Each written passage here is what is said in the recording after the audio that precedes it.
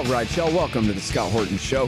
I'm the director of the Libertarian Institute, editorial director of antiwar.com, author of the book Fool's Errand, Time to End the War in Afghanistan, and the brand new Enough Already, Time to End the War on Terrorism.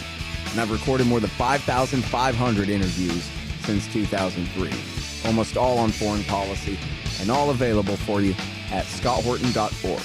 You can sign up for the podcast feed there, and the full interview archive is also available at youtube.com/Scott Horton Show. Hey guys, on the line, I got Doug Bandow, and he's, of course, senior fellow at the Cato Institute in their foreign policy department there, and he writes for us as a regular columnist also at antiwar.com, and this one is called The Tragedy of Haiti. Washington should keep its troops at home. Welcome back to the show. How's it going? Happy to be on. Good to hear. Good to talk to you. Good to have you on again. So, tell me everything that you know about Haiti in chronological order, because it's such an interesting story, and it's one that, you know, I'm passingly familiar with from time to time because it keeps coming up from time to time. But, of course, it goes back to the founding of the U.S., and that whole era and America's, you know, long and torturous relationship with this one half of this little island here, man. So hit me. Well, the big thing about Haiti is it's the one country that was founded by people escaping slavery. That it was a slave colony of the French. The slaves rose in revolt throughout the French. I mean, it was one of the most brutal experiences. And the population, it was something like, 10 to 1, 9 to 1 slaves over masters. And you'd think that they would be smart enough to realize that, that kind of number, you are in, real trouble, if the slaves rise up. So that goes back to the very early 1800s. And of course, the U.S., being a slaveholding country, wouldn't recognize them until 1862 in the middle of the Civil War. But coming out of that, it's simply been 200 and some years of turmoil and tragedy. I mean, the French showed up and wanted to retake the island and demanded that they be paid off for the indemnity because of the losses of the slaveholders. There was fighting on the island itself. Haiti shares the island with the Dominican Republic today. It was a Spanish colony. There were fights between the colonies. Haiti has gone through coups, it's gone through dictators, it's gone through weak and strong presidents, it's gone through conflict. It's had American occupation before for about 20 years in the early 20th century, and then we were back in the 90s, and then the UN was just left about 4 years ago. So this is a country that's just gone through, I mean, the most horrible stuff you can imagine. And the latest is that the president has been assassinated. Nobody's quite sure by who, but there's a suspicion that his own guards were in on it because he was killed and they didn't fire a shot. You kind of wonder what's going on there. And the Haitians are certainly wondering that. And at the moment, they don't even really have a government because the president's gone and they have the interim, prime minister who claims to be the acting president. And then you had the guy who was nominated to become the interim prime minister but hadn't been sworn in. And you don't have a legislature in session because they haven't had elections for the lower house, and there are only 10 of the 30 senators are around, and the Supreme Court died of COVID, and I mean, it's just complete chaos. God dang. Well, they should just keep it like that with no state at all and see how they go with that, because it seems like their problem is their government all the time and fights over control of it. Yeah, and I mean, you have to say, their government is no help. I mean, the government is clearly not, friendly from their standpoint. This is not a regime, made up for the people, unfortunately. Yeah, they should just fire everybody and let the market sort it out, That's my take. My galaxy brain take. The no state solution for Haiti. Yeah. Seriously. Okay, well, but since we don't get that, is President Joe Biden going to send the Marine Corps? Well, probably not. He doesn't. And I think one of the good things here is that while he may very well get us into a war with China, he seems to understand that the endless wars of going into other places are not very popular. And that, the way to get reelected is not from his standpoint to, start wars and get us into, conflicts and put us over in occupations. So he has said he's not particularly interested. He said there's no plan for that. The Haitian government, at least the existing authorities, if you want to call them that, have requested the U.S. go in, almost certainly for their benefit. That's the way these occupations normally turn out. It's certainly worth people, telling the administration we don't want to do this, just to make sure he knows the public's not in favor of it. But at the moment, at least, we don't see any interest coming from this administration to put in troops in any serious way. Well, so does that mean the UN is going to send the cholera brigades back instead, or nobody? Well, no one knows at this stage. The Washington Post had an editorial that said, yeah, there may be reasons not to send in UN forces, but does anybody have a better idea? They're kind of reduced to that, why don't we have a nuclear war? Nobody else has come up with a good idea. That would be the slightly easier choice where you'd say it's not our problem, it's somebody else's.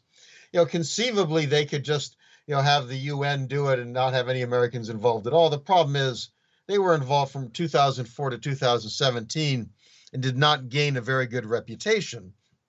They, managed to kill about 10,000 Haitians. It's not really funny. I mean, they caused a cholera epidemic. This is the UN by dumping, manure and stuff into the water supply. So it created a cholera epidemic, killed thousands of people. And then there were quite a few episodes of sexual assault that were tied to the UN forces.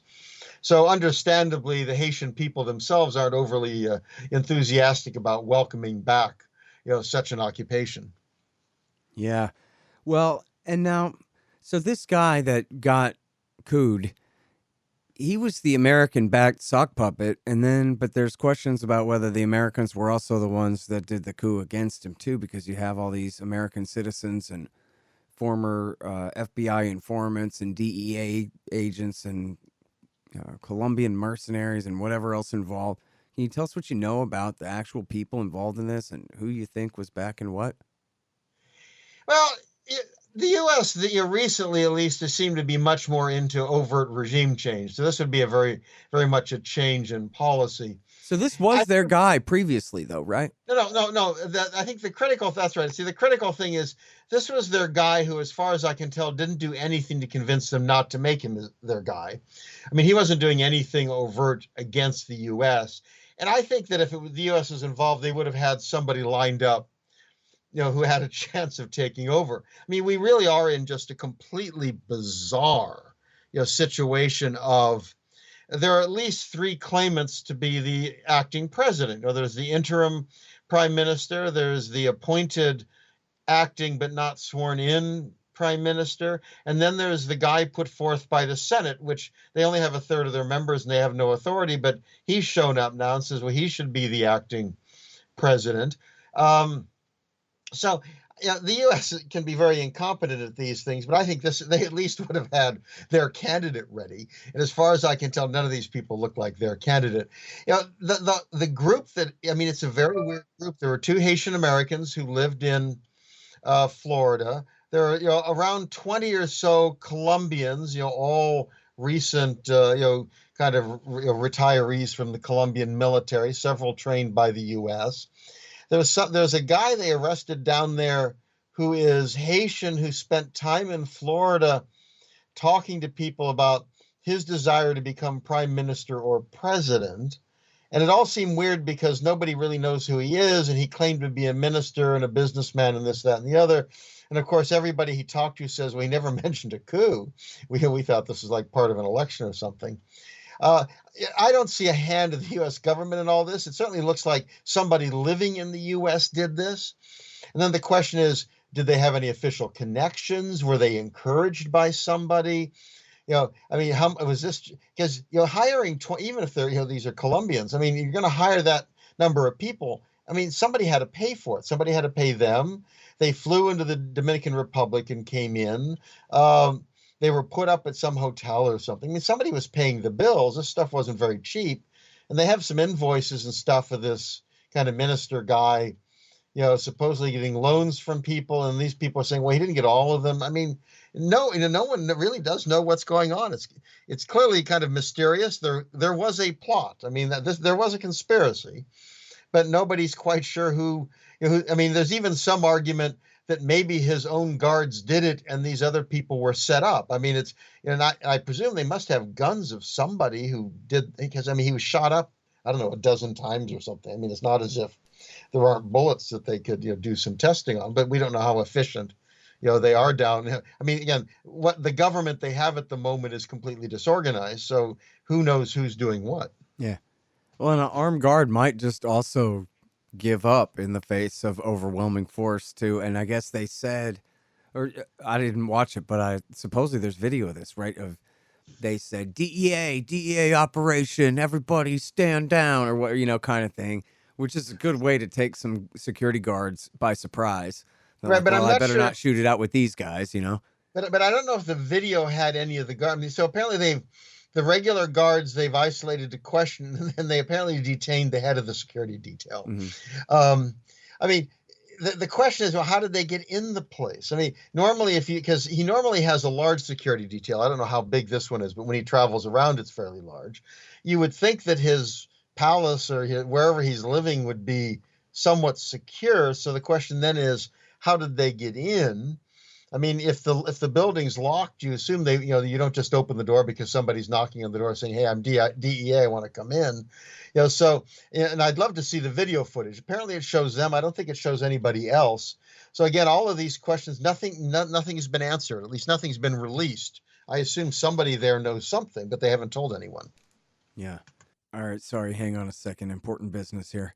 I was telling my friend, man, you drink too much. You know it's causing all these other problems.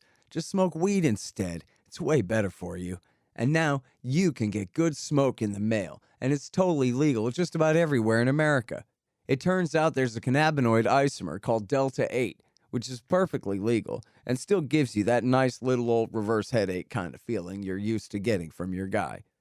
Check it out at thehempspot.com, but spelled the THC, thehempspot.com. Now double check into the legality in your state, but you should be good. TheHempSpot.com is shipping everywhere in America. And during their grand opening through July, use coupon code Horton and get 30% off. And a 10% commission will be paid to the Scott Horton Show for every order using that coupon code. And free shipping on any order over $90. Get your Delta 8 THC cannabis at thehempspot.com, but write THC for thee. Hey guys, Scott Horton here for Mike Swanson's great book, The War State. It's about the rise of the military-industrial complex and the power elite after World War II, during the administrations of Harry Truman, Dwight Eisenhower, and Jack Kennedy. It's a very enlightening take on this definitive era on America's road to world empire. The War State by Mike Swanson. Find it in the right-hand margin at scotthorton.org. All right, well, so I'm glad that you think that Biden is just going to be reluctant to intervene too heavily here. But I guess, I don't know. Can the Haitians just work it out and everybody stay out? Well, ultimately, that's really got to happen. I mean, look, we've been doing this again and again. The idea is, well, heck, we go in and then they can fix it. And the answer is, yeah, but we tried that. I mean, we had a UN mission there for 13 years. I mean, it left 4 years ago, and this is where we're at.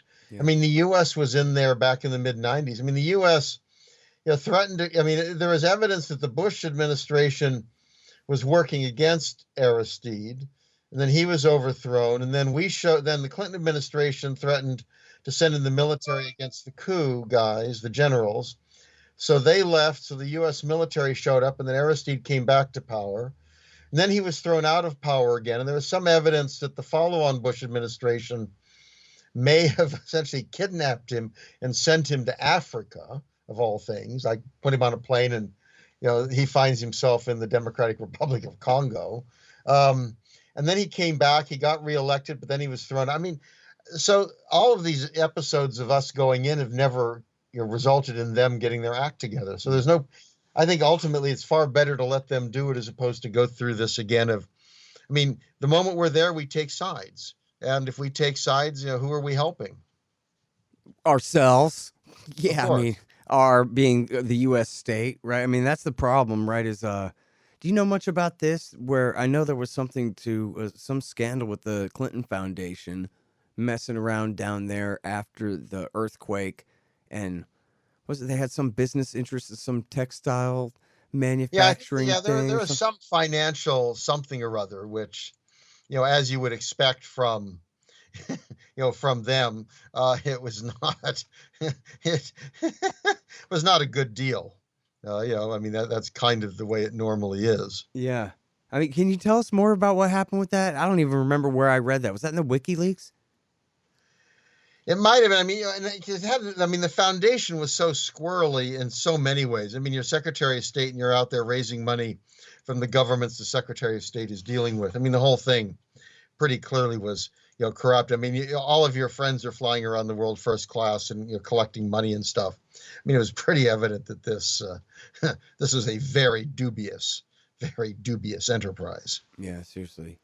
Um, all right. Now, here's my problem. You write so much, I can't keep up with it all. But you mentioned China earlier, and I know that you know, it'd be nice if I could speak English.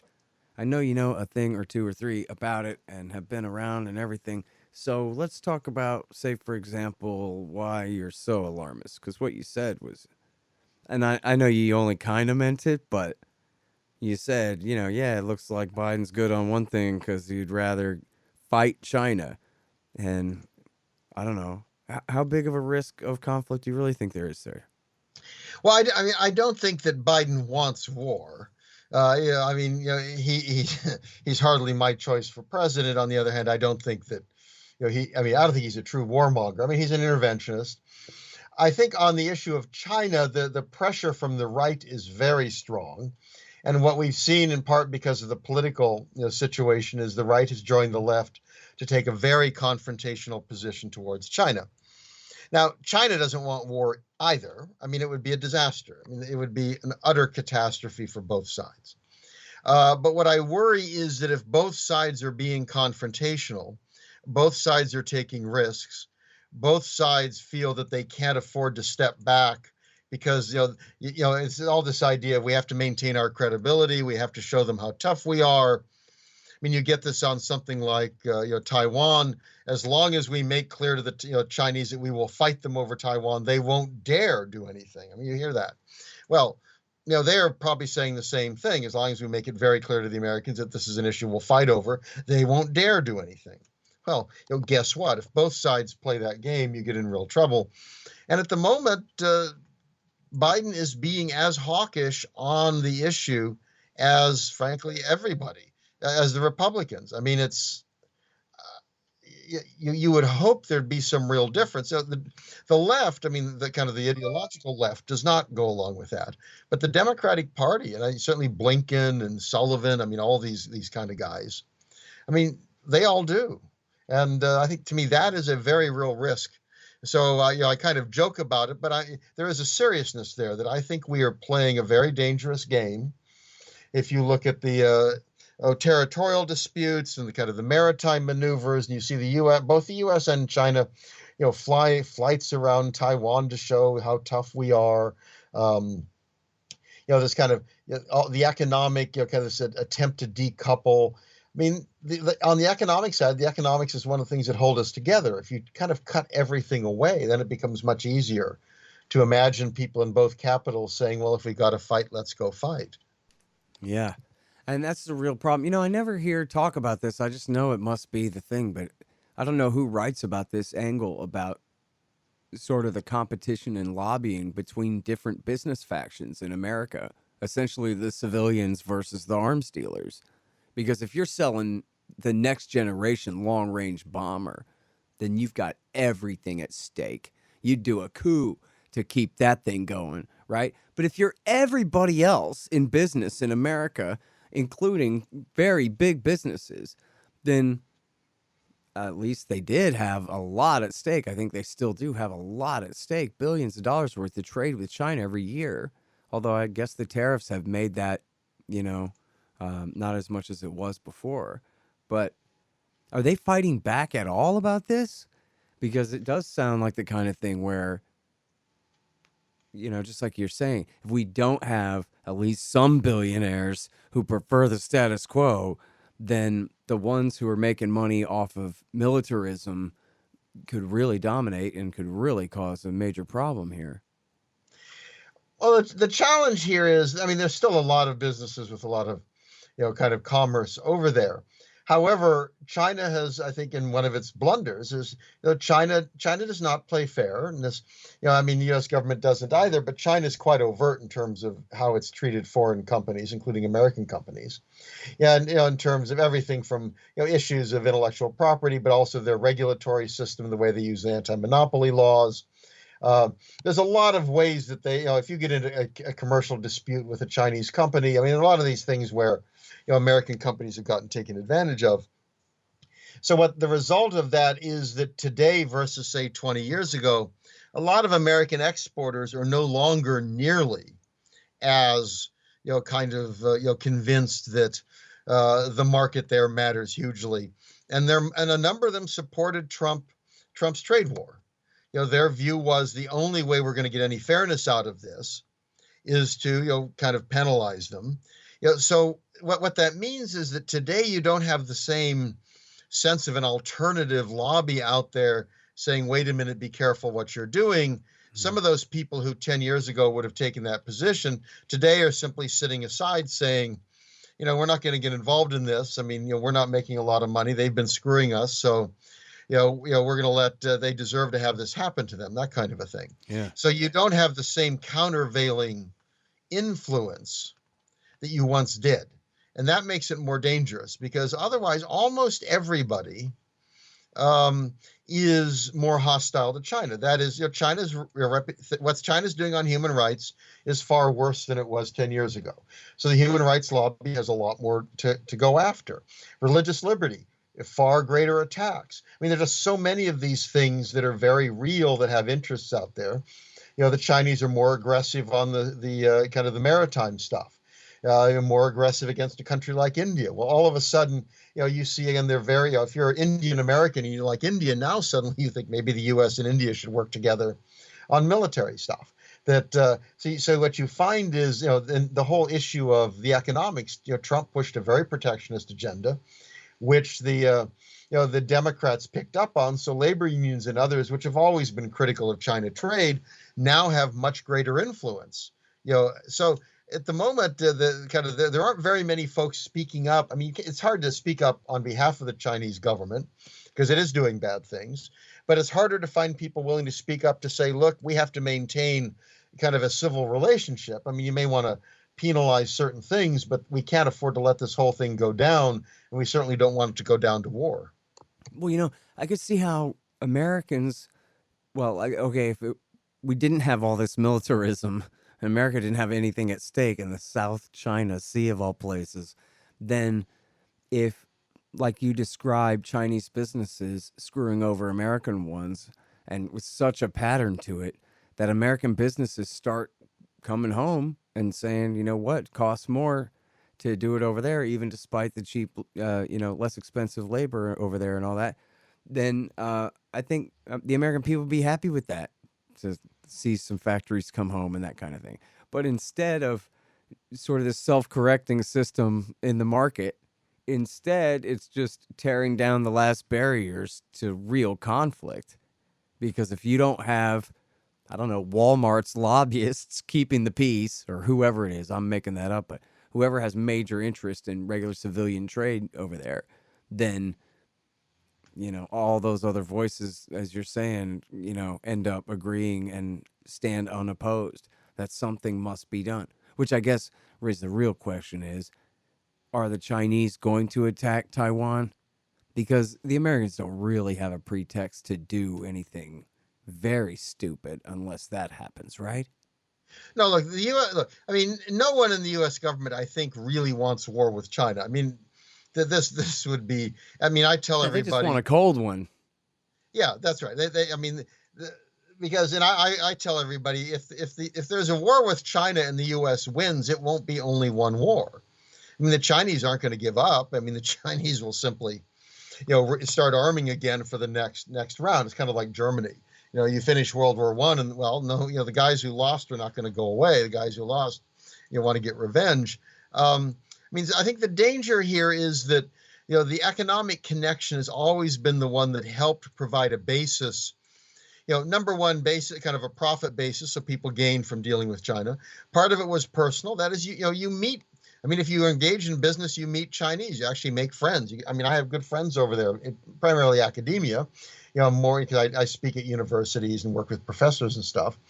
But there are folks over there I've known for a number of years. I've been over there a number of times, spoken at several different universities. So you create relationships. All of this stuff. Well, now that's all being torn away. And to me, that's the danger, is you're losing that positive side, and at the same time, the forces that want to get rough and confrontational are growing more powerful and are demanding punishment in a way that the Chinese, this whole, wolf warrior diplomacy. There's this, it's after this Chinese movie. It's kind of the Chinese version of Rambo, the Chinese, kind of soldier or kind of unofficial soldier who shows up and does the Yankees bad, and he saves the world and the Chinese from the terrible Americans. He's the wolf warrior. Well, so they've become much more confrontational even in their diplomacy. So this. You put all of that together, and I think the issue here is kind of inadvertence, accident, mistake. Nobody wants something, but it becomes hard for either side to back down. It becomes a much more nervous. A lot of people, I think, are much more nervous at the moment over this. Yeah. All right. Well, I gotta go, man. I'm sorry, someone's going to interview me in a minute, but thank you so much for coming back on the show, Doug. You're great on everything, man. Hey, well, thanks. Well, I'm always happy to do it, and good luck on your interview. That's the great Doug Bandow from the Cato Institute and antiwar.com. The Scott Horton Show, Anti-War Radio, can be heard on KPFK 90.7 FM in LA, APSradio.com, antiwar.com, scotthorton.org, and libertarianinstitute.org.